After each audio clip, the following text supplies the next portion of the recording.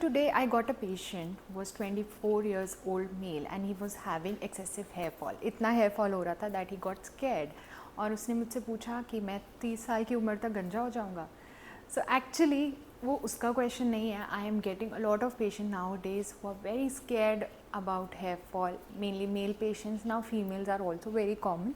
So hi, I am Dr. Anisha and in this video we are discussing about androgenic alopecia.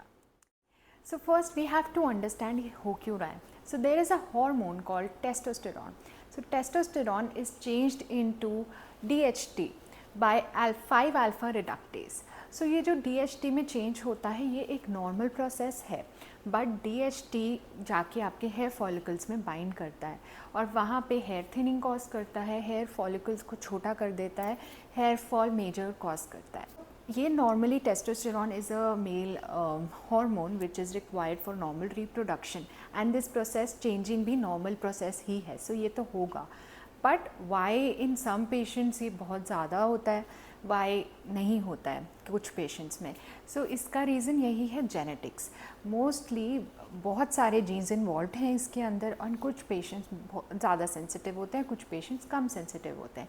Even hair follicles भी depend करता है कौन से ज़्यादा sensitive हैं. जो ज़्यादा सेंसिटिव हैं वो ज़्यादा DHT से बाइंड करेंगे और हेयर फॉल कॉज करेंगे.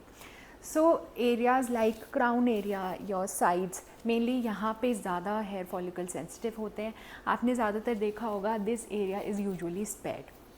सो ऐसा नॉर्मल चीज़ है. बट 50 to 100 हेयर गिरना is very normal.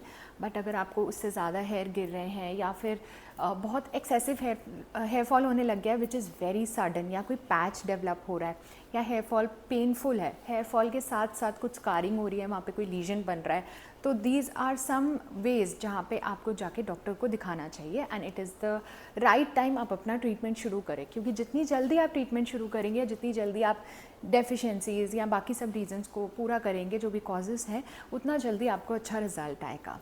So what is the treatment? Mainly when you show to doctor, the main we check blood work because scalp एक neglected area है, वहाँ पे hair में इतने ज़्यादा nutrients नहीं पहुँच पाते जिसकी वजह से hair fall बहुत ज़्यादा होता है. टेस्टोस्टेरॉन की वजह से हो रहा है, तो अगर किन्हीं पेशेंट में टेस्टोस्टेरॉन बहुत ज़्यादा है तो उस पर काम किया जाता है. देयर आर सम ड्रग्स जो हम दे सकते हैं उसके लिए, लाइक फिनास्टेराइड और some other drugs.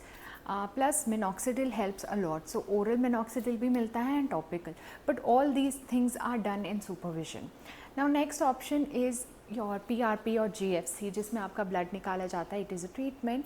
So mainly you don't get very drastic results. आपको टाइम देना पड़ता है, रिजल्ट्स महीने पर महीने बढ़ते रहते हैं. So it is a gradual process और हमारा मेन ये रहता है कि हम प्रिवेंट करें, जो हेयर फॉलिकल्स ऑलरेडी बच गए हैं उनको स्ट्रेंथन करें और हेयर ट्रांसप्लांट का जो प्रोसेस है उसको डिले कर पाएँ. सो ऑब्वियसली जेनेटिक्स इतने स्ट्रॉन्गर हैं कि हम ऊपर से कुछ भी करते हैं you will get some result, but ultimately after some time अगर बहुत स्ट्रॉन्गर जेनेटिक्स है, बहुत ज़्यादा हेयर फॉल होता है तो हेयर ट्रांसप्लांट की ज़रूरत पड़ेगी ही. बट आप उसको कितना डिले कर सकते हैं, that is the major cause here जो आपको कॉन्सेंट्रेट करना चाहिए. जैसे ही आप GFC या PRP कराते हैं उनके कुछ सेशंस लगते हैं, एक सेशन में कोई रिज़ल्ट नहीं आता है.